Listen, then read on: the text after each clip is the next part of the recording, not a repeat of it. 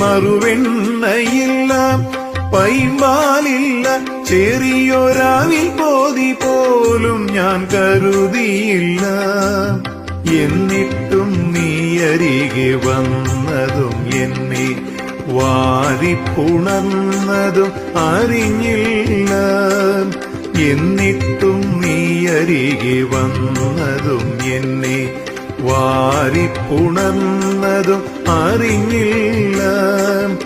അപരാധം കണ്ണാ പൊറുത്താലും എന്റെ അവിവേകം സദയം ക്ഷമിച്ചാലും ഗുരുവായൂരപ്പ ഇതുവരെ നിന്നോടു പരിഭവം മാത്രമേ പറഞ്ഞുള്ളൂ, എന്റെ പരിതാപം മാത്രമേ പറഞ്ഞുള്ളൂ. അവിടുത്തെ കാരുണ്യം